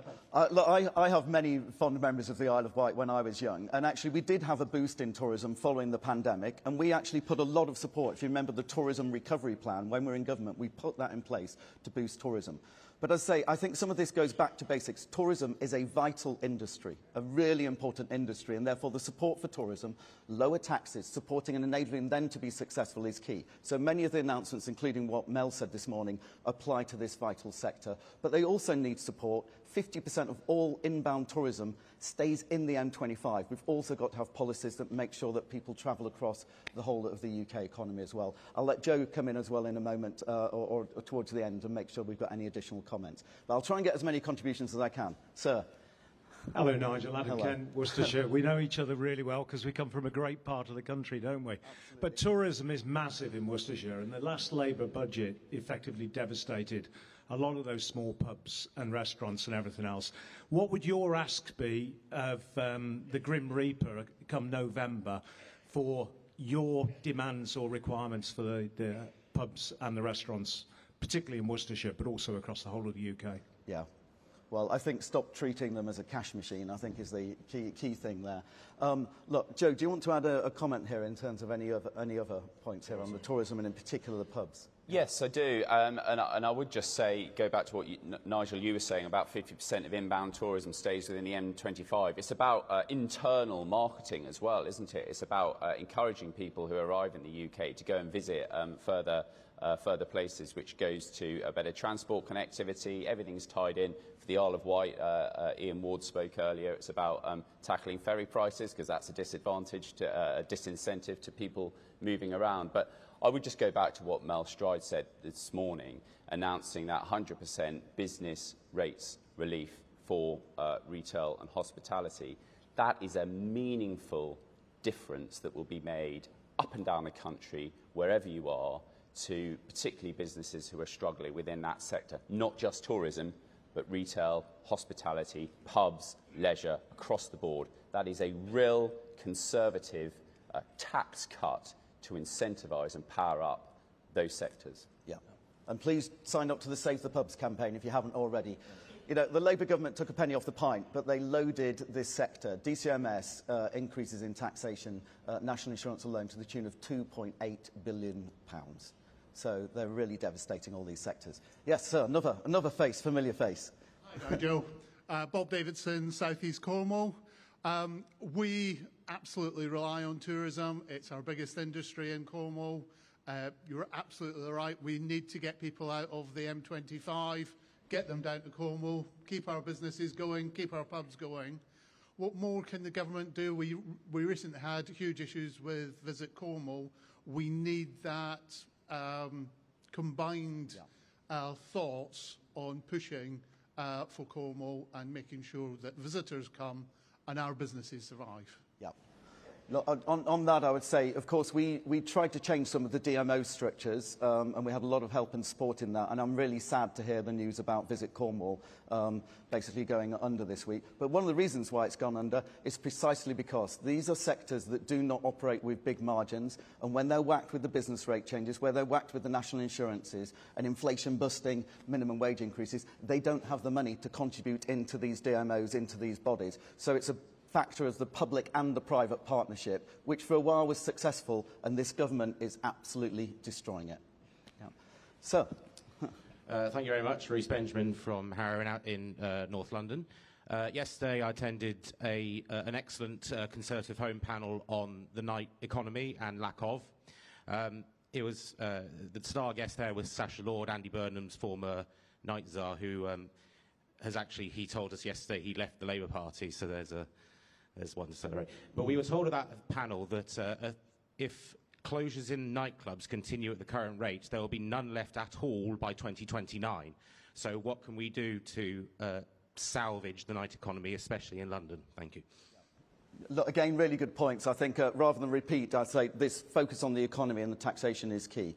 You know, so we can't have more nightclubs falling down, fewer opportunities to fall in love and all of those things. So, look, you're absolutely making the right point. We back the nighttime economy. And by the way, when I said earlier on we need tourism outside of London, it's London plus, not instead of. We need the average length of stay to continue. We want people to come from around the world. All of those things in the video showed that we are really great at these things. People are desperate to come here, but we're one of the most highly taxed visitor economies in the world. Right, I'm very keen to get a few more speeches or comments in, so we'll probably not respond, but I want to try and get everybody in who's now at the microphones. Yes, madam. Thank you. Cheshire East Councillor Janet Clowes. As we all are facing devolution in one form or another, how will we make sure in our principally rural areas that all our leisure, tourism and retail industries are respected? And if you fall in love in a pub, most people come to Cheshire East to get married. Thank you. Thank you very much. We'll take all the comments and then move in. Sir. Yeah. Central Staffordshire and former Oldham Athletic Director. Just wanted to ask what you thought the balance was between having some legislation against rogue owners, like we're seeing at places like Sheffield Wednesday, Morecambe, historically, etc., and allowing the market to operate freely in football. Mike Newton, former Oldham Director. Excellent. Well, I'll get Louis to comment on that in a moment, and also women in sport has come up as well, but I'll try and take a few more comments. Yes, sir. Thank you. Mustafa Dasu from Loughborough. There's a specific cultural regulation that's costing the economy billions in lost output, and it was hated by Margaret Thatcher. They're known as Sunday trading laws. I'm wondering if a Conservative government would consider reforming them, at least to some degree. Great. Thank you very much. I'll say we'll come back on some of these. Sir, another familiar. Jeremy Burnett-Ray of Wantington Didcot in Oxfordshire. My local tourist trap is, of course, the old city of Oxford, where there are two cities. There is the term time one and the vacation one. During the term time, you may see the old drunk in the corner of the pub not falling in love because he's the Regent's Professor of Divinity. During the holidays, you may see another kind of drunk in the corner of the same pub. They've come up to Oxford not because of our cultural diversity, but because of Harry Potter. Or at least that's what it appears. Every shop which closes down in Oxford is replaced by a Harry Potter tourist shop selling something which I can't describe politely in 4 letters at this conference. Can we please try to find something more cultural for our tourists than Harry Potter, please? Thank you. Okay, thank you for that contribution. And we'll come to the final two here and then just wrap up in a moment. Good afternoon. I met you earlier and you encouraged me to be brave enough to speak. So I'm somebody with a fine art degree, and in that wonderful video, obviously places like the National Gallery, etc. appear. What are the Conservatives going to do to encourage creativity, which is individuality, which adds to people's well-being and the welfare and economy? Now that's a question. An observation, as somebody who played sport and reads the paper and looks at sports pages, it's very interesting that photographers in national press, very rarely do you see any pictures of women or playing sport. What can perhaps be done to encourage national papers, to encourage younger women to see role models in their papers? Thank you. Thank you very much. And we're going to take the final contribution here, and then we'll come back for some final comments. Good afternoon, Nigel. No question here. I'm just welcoming your 100% business rate relief for retail, hospitality and leisure businesses. I knock on doors and many of my residents have been complaining about it. Hotels are complaining about it. So well done. We need to save the British High Street, our pubs and our hospitality sector, and therefore that is a great policy. Excellent. Mel will be very happy. I think the answer to all of these comments and questions is vote Conservative, because we can't do any of these things unless we're actually in power. But whether that goes to local government or national government, let's make sure we can do these things, because we're the only ones on the side of these businesses and support these creative sectors. Louis, probably final comments to you, because we've got the question on what are we doing to help women in sport. So two messages from me, everyone, at conference. We have to support the Axe the Racing Tax campaign that has been up and running, especially for our rural constituencies, vitally important. We must continue to back women in sport. We've had the best summer ever for women's sport, amazing performances by the Red Roses and the Lionesses. The Labour government, we must continue to push them to continue to invest in grassroots girls and women's sport across the country. Yeah, and then the football? And the football, I think we have to make sure there's a sensible balance between competition and appropriate regulation. We believe that the government's got that slightly wrong, but we will continue to work constructively going forward. Excellent. And any final comments, Joe? No, just to say it's great to see tourism and hospitality has come up in multiple questions today, and great to see that Mel Stride clearly knew this was going to happen, so he made his announcement earlier this morning. Excellent. Well, look, can I say thank you very much for it. We didn't know how this was going to work, so I really appreciate the contributions. We had a lot more on Slido as well, I'm afraid we didn't get to. So what I would say is, please, lots of ideas, fizzing with ideas and suggestions, contribute towards the policy process. We welcome all of those inputs. We've got to get back in power. We've got to support business. We are the only unapologetically pro-business party left in British politics, and we need to make sure that everybody knows that. Thank you so much for your contribution.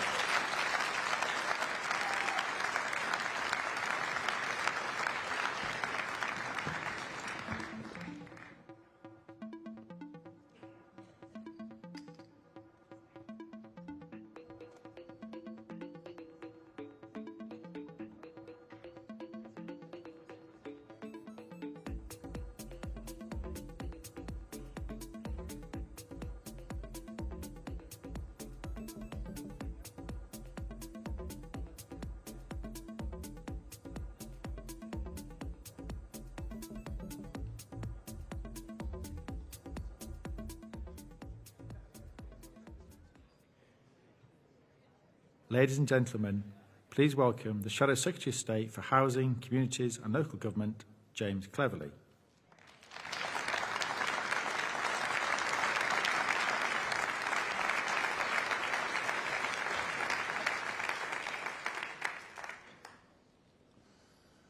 Owning your own home should not be a luxury. The Conservative Party is the party of aspiration. We are the party that believes in reward for hard work. So, when we see home ownership becoming a fantasy for many people, when a home of your own is an impossible dream, no matter how hard you work, we know we must act. And when Conservatives are in charge, we do act. Remember, it was the Conservatives that cleared the slums in the 1930s.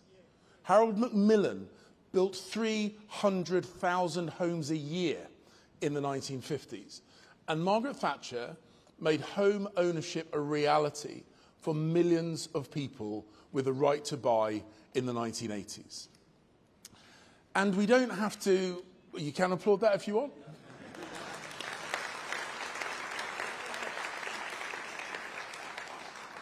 But the point is, we don't have to look at the distant past.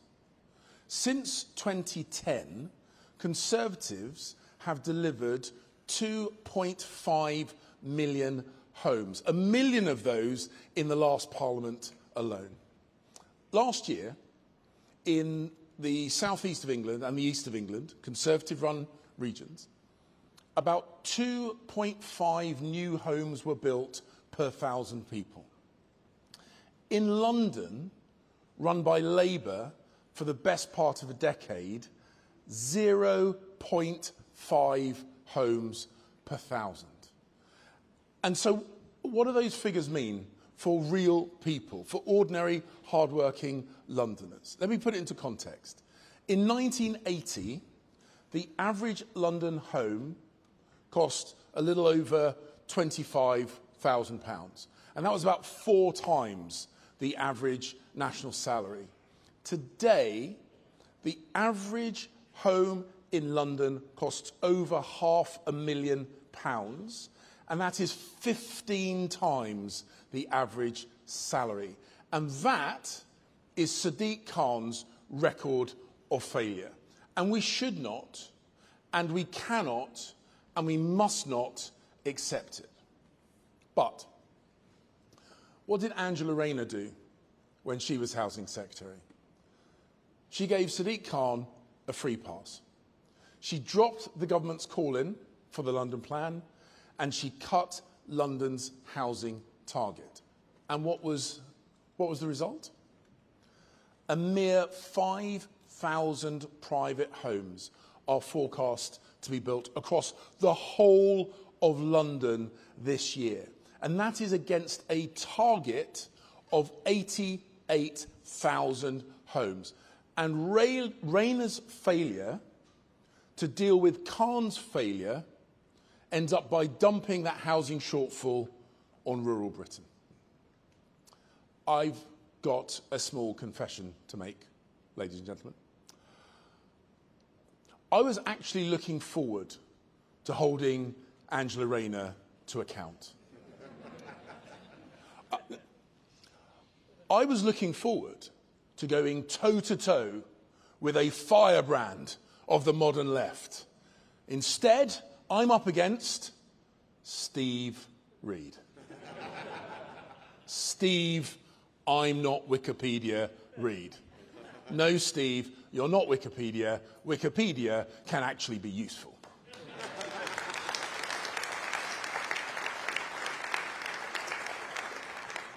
And let's remind ourselves, ladies and gentlemen, Steve Reed is a man who's just spent the last year destroying family farms so that he can spend next year concreting all over them. He wears a baseball cap that says "Build, baby, build," but in reality, it's "Block, baby, block," because he said no to new homes being built in his urban London constituency, where they are both needed and where they are wanted. And that's Labour all over, isn't it? Slogans saying one thing, their record showing something completely different. And as for the Labour government's pledge of 1.5 million homes built by the end of this Parliament, either they are lying about how many homes they are going to build, or they are lying about how long this Parliament is going to last. And what about these fabled new towns? Initially, they said they were going to build 12 of them. But then they said they only might start 3 during this Parliament. And that is only if you count one spade in the ground as starting progress. For me, it's like being promised a pony for Christmas and ending up with a goldfish. Now, when I drive through London, when I come from my home in Essex to London, I see the Olympic Park, a brownfield site transformed into homes and businesses by Boris, a Conservative mayor of London. I see Canary Wharf, derelict docks turned into homes and a world-class financial services hub by Heseltine and Thatcher, Conservative government. And the same story is true beyond London. Ben Houchin on Teesside, Paul Bristow in Cambridgeshire and Peterborough. Conservative mayors rolling up their sleeves and getting stuff done. And look, I know that London is not the only place that matters. We all understand that. But the UK's biggest city has a unique role to play. And the Labour Mayor of London has not and will not get a grip of the situation, which is why we need a Conservative Mayor for London who will get a grip.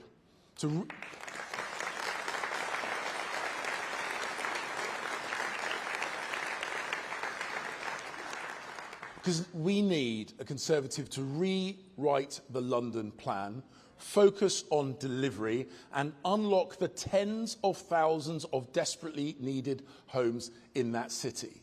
And to unlock them near transport links, near to the nighttime economy, near to job opportunities, by prioritising brownfield sites and turning them into business hubs and housing hubs, just like we did before in Canary Wharf and just like we did before in the Olympic Park. Now, to get this done, we need to take on the mountains of well-intended regulation, and we have got to cut it down to size. We have affordable housing targets so high they basically prevent anything getting built. And I wonder if the Steve Reed that is now in charge of housing will look back at the Steve Reed that was in charge of environmental regulation and have a word with himself. Because we have made it too easy to say no to housing. And we need to find reasons to say yes to housing. We need to win the argument. We need to make people want to say yes. Now, just so you know where I'm coming from, I reject the false choice between low-rise sprawl into the green belt and soulless tower blocks. We can and we should build homes that are livable, that are attractive, that are welcomed by their neighbours, because beauty in the built environment should not be the preserve of the wealthy. It should be for everyone.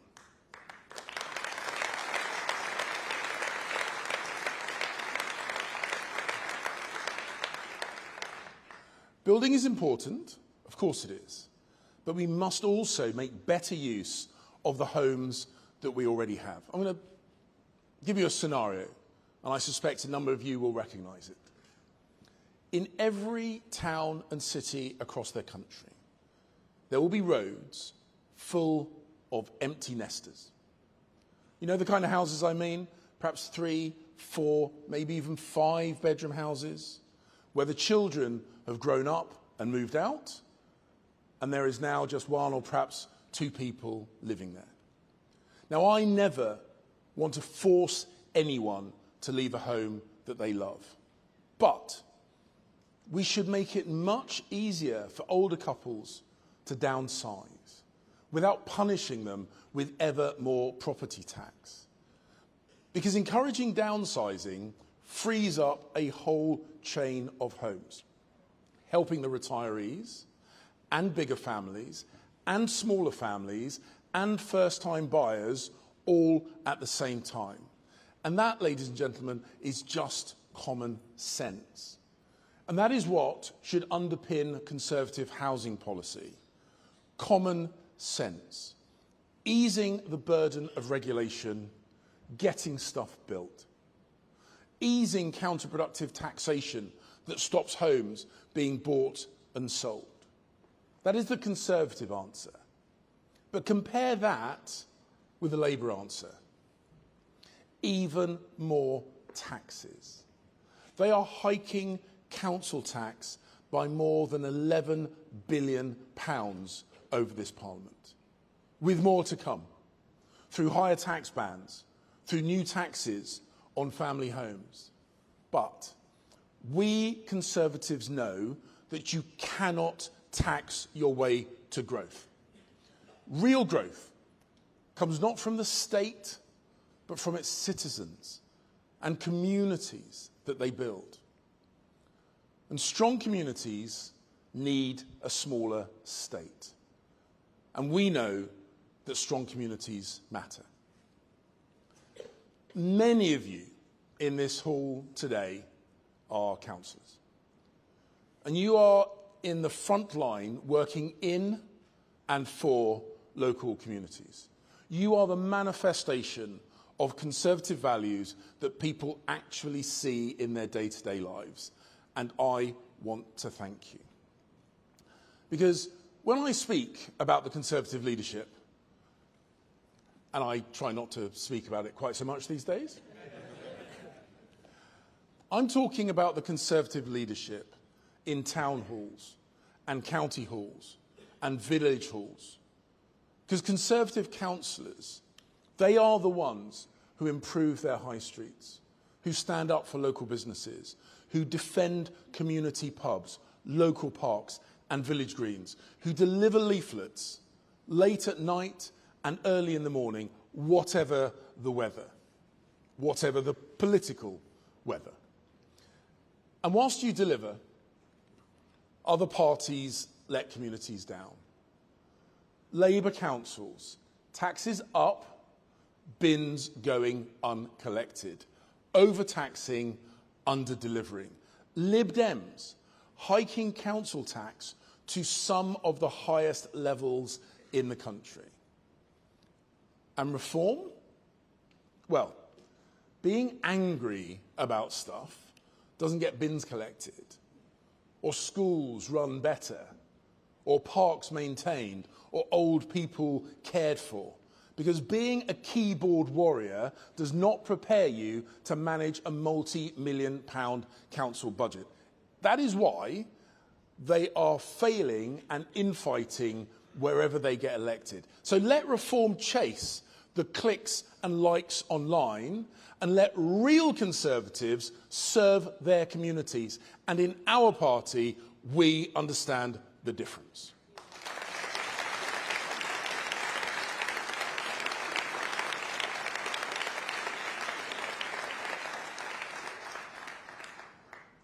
But we must also understand why so many people are angry. And rather than just reflect that anger back to them, we look to do something about it. Because that's how you build policy, not just build press releases. Because a party that is ready to govern and build communities on unity and not division, that is us. And we also know that the scale of immigration put unprecedented pressure on housing provision and on our neighbourhoods. And that's why I, as Home Secretary, took action to halve net migration. Because people are angry when they see an immigration system that gives houses to asylum seekers whilst local families wait years. This madness has got to stop.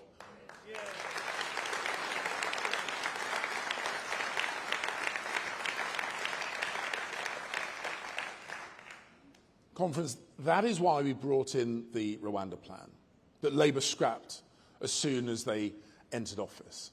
That is why we have committed to leaving the ECHR, so that we can prioritise the people of this country. That is why we must have stronger borders. That is why we must have a stronger economy. Because simply building more homes is not enough. We have got to cut immigration, and we have got to rebuild communities too. Now, the foundation stone for successful communities is the simple fact that we must all play by the same rules. And the people who break those rules are punished and not rewarded. Where no group is above the law, and where laws are universally applied. Communities where hard work is rewarded, where pride in place, pride in country is valued and praised, not vilified and mocked. And a tradition of free speech. And yes, that does mean the right to offend. But the right to offend is not the same as a duty to offend. Because we do have a long-standing tradition of decency, politeness, and good manners. But we don't need to turn that tradition into law, which is why blasphemy laws have no place in the United Kingdom.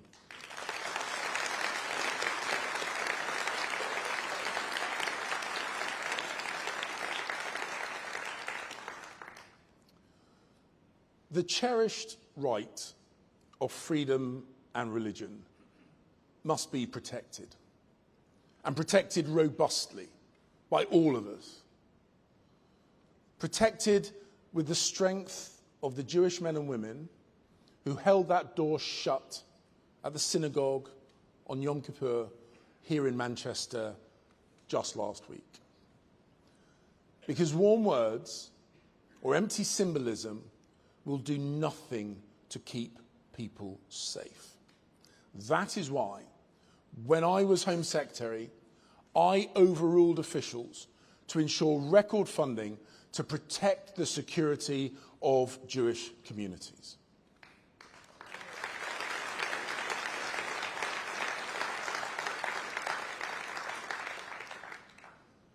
But we must do more. We must do more to tackle the growing challenge of anti-Semitism in this country. Much, much more.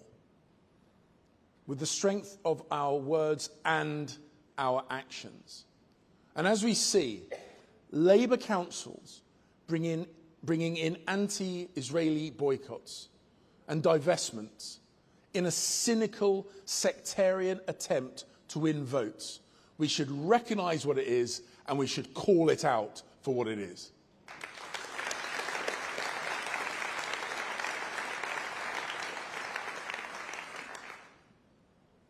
Conference, Labour is currently trying to jump on a patriotic bandwagon.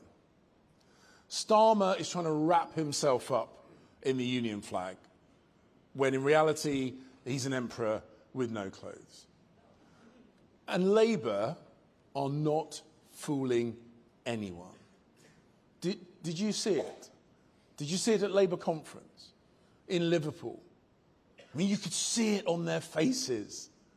They were forced to wave the St George's flag and the Union flag with gritted teeth. And Andy Burnham scuttling out via the back door. Starmer allegedly opposes division. Frankly, he can't even unite his own party, let alone the country. And it is his party that's the one that's pushing identity politics.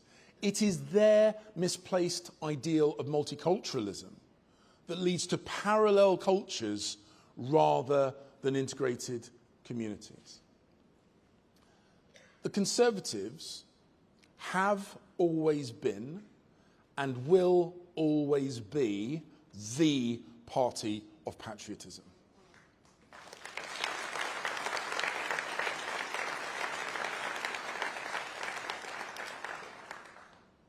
And more than that, we know the formula for success. Multi-ethnic communities, of course, yes. Diverse religions within communities, yes. But and adherence to the norms and to the values and to the laws of our country.